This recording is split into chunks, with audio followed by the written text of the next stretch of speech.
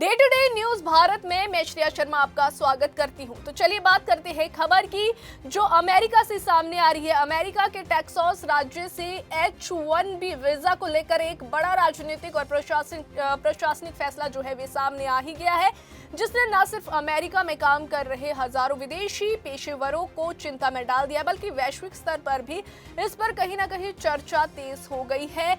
Republican party ने governor Greg Abbott के Texas की सभी राज्य एजेंसियों और सार्वजनिक विश्वविद्यालयों को निर्देश दिया है कि वे अगले साल तक किसी भी नई H-1B वीजा याचिका को दायर नहीं करेंगे। ये आदेश ऐसे समय में आया है जब अमेरिका में, आपको बता दें कि राष्ट्रपति डोनाल्ड ट्रंप के नेतृत्व में H-1B वीजा प्रोग्राम को लेकर बड़े बदलाव की तैयारी चल रही है। इस फैसले को कई लोग राजनीतिक कदम मान रहे हैं तो कई इसे प्रशासनिक सुधार की दिशा में उठाया गया कदम बता रहे हैं। H-1B वीजा प्रोग्राम अमेरिकी इमिग्रेशन सिस्टम का एक बेहद अहम हिस्सा रहा है। इसके तहत अमेरिकी नियोक्ता उन विदेशी पेशेवरों को नौकरी पर रख सकते हैं जिनके पास विशेष तकनीकी या पेशेवर कौशल होते हैं। इनमें इंजीनियर, डॉक्टर्स, वैज्ञानिक, प्रोफेसर, रिसर्चर और IT प्रोफेशनल बड़ी संख्या में शामिल होते हैं। टेक्सास जैसे बड़े और तेजी से विकसित होते राज्य में हजारों H-1B वीजा धारकों का जो है काम कर रहे हैं, जिनमें विश्वविद्यालय, मेडिकल संस्थान और टेक्नोलॉजी कंपनियां प्रमुख नियोक्ता है। ऐसे में अचानक नई याचिकाओं पर रोक लगाना एक बड़ा और असरदार फैसला माना जा रहा है। आपको बता दें कि गवर्नर ग्रेग एबॉट का कहना है कि ये रोक स्थायी नहीं बल्कि अस्थायी है।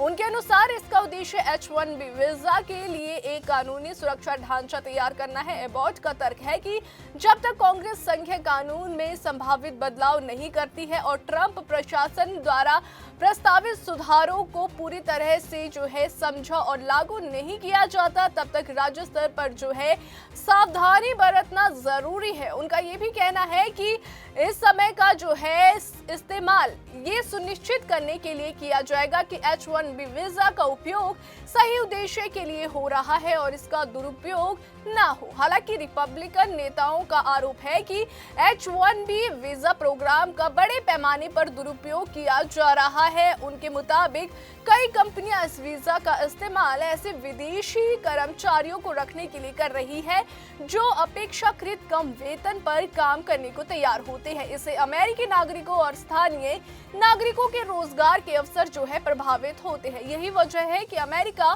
फर्स्ट नीति के तहत इस प्रोग्राम की समीक्षा को जरूरी बताया जा रहा है। दूसरी ओर डेमोक्रेट्स और कई उद्योग जगत के विशेषज्ञ इस तर्क को पूरी तरह से खारिज करते हैं और कहते हैं कि H-1B वीजा अमेरिका की अर्थव्यवस्था और नवाचार के लिए जरूरी है। अगर टेक्सास के सार्वजनिक विश्वविद्यालयों की बात करें तो यहाँ H-1B वीजा धारकों की संख्या काफी ज्यादा है।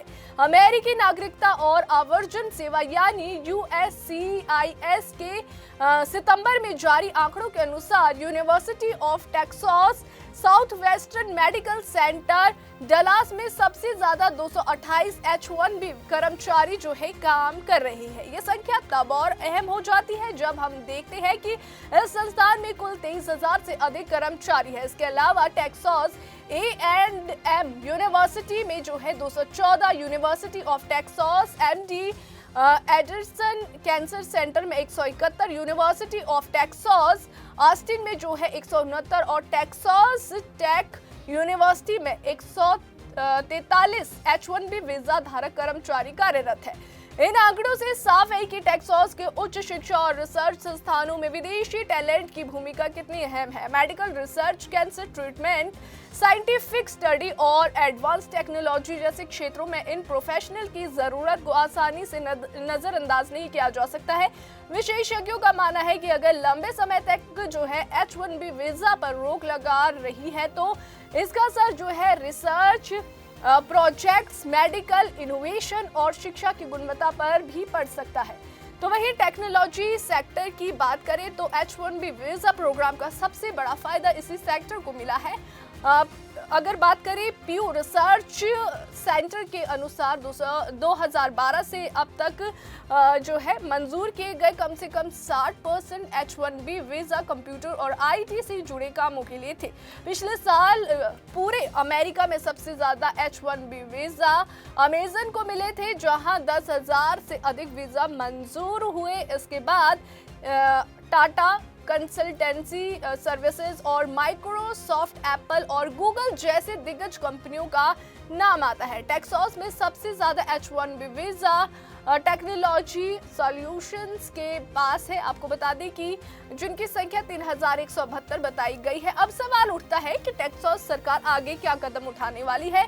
गवर्नर अबॉट ने राज्य एजेंसियों और विश्वविद्यालयों से विस्तृत जानकारी मांगी है। इसमें पिछले साल जो है दायर की गई नई और नवीनीकृत H1B याचिकाओं की संख्या, वर्तमान में प्रायोजित वीजा धारकों की पूरी जानकारी, उनके पद, मूल देश और वीजा की समाप्ति तिथि शामिल है। इसके अलावा नियोक्ताओं से ये भी साबित करने को कहा गया है कि उन्होंने H1B वीजा धारकों से भरे गए पदों के लिए योग्य टेक्सास उम्मीदवारों को उचित अवसर देने की कोशिश की थी या नहीं। ये कदम साफ तौर पर ये जांचने के लिए उठाया गया है कि कहीं स्थानीय टैलेंट को नजरअंदाज तो नहीं किया जा रहा। हालांकि आलोचकों का कहना है कि ये प्रक्रिया जटिल और समय साध्य को हो सकती है, जिससे क्या है संस्थानों और कंपनियों पर अतिरिक्त प्रशासनिक बोझ पड़ेगा। वहीं समर्थकों का मानना है कि इससे पारदर्शिता बढ़ेगी और वीजा सिस्टम ज्यादा जिम्मेदार बनेगा। अगर H1B वीजा के इतिहास पर नजर डालें तो इसकी शुरुआत 1990 के इमिग्रेशन एक्ट के तहत हुई थी। इसका मकसद अमेरिकी कंपनियों को ऐसे विदेशी पेशेवरों तक पहुंचाना था जिनके पास ऐसे कौशल हो जो अमेरिका में आसानी से उपलब्ध नहीं है। ये वीजा आमतौर पर 3 साल के लिए दिया जाता है और इसे एक बार फिर 3 साल के लिए जो है बढ़ाया जा सकता है। हर साल नए H1B वीजा की संख्या 65,000 तक सीमित है, जबकि मास्टर डिग्री या उससे अधिक योग्यता रखने वालों के लिए 20,000 अतिरिक्त वीजा उपलब्ध होते हैं। हालांकि विश्वविद्यालय और कुछ गैर लाभकारी संस्थानों को इस सीमा से छूट दी जाती है। कुल मिलाकर टेक्सास सरकार का ये फैसला सिर्फ एक राज्य का प्रशासनिक आदेश नहीं है, बल्कि ये अमेरिका में इमिग्रेशन, रोजगार और राजनीति के बीच चल रहे बड़े संघर्ष को भी कहीं ना कहीं दर्शाता है। आने वाले महीनों में ये देखना बेहद अहम होगा कि कांग्रेस और ट्रंप प्रशासन H1B वीजा को लेकर क्या बदलाव करते हैं और टेक्सास की ये अस्थायी रोक आगे चलकर स्थायी नीति का रूप लेती है या नहीं। फिलहाल हजारों H1B वीजा धारकों और अमेरिका आने का सपना देख रहे विदेशी पेशेवरों की नजरें इस फैसले के अगले अध्याय पर जरूर टिकी हुई है। तो अभी के लिए फिलहाल इतना ही। आपको बता दें कि हमारा कोई भी रिपोर्टर फील्ड में किसी से किसी भी प्रकार का उपहार या विज्ञापन स्वीकार नहीं करता है और ना ही किसी को ब्लैकमेल करता है।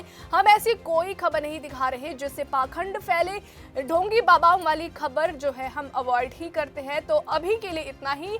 देश और दुनिया की ताजा खबरें जानने के लिए देखते रहिए day to day news Bharat और हमारे चैनल को लाइक, शेयर और सब्सक्राइब करना ना भूलें।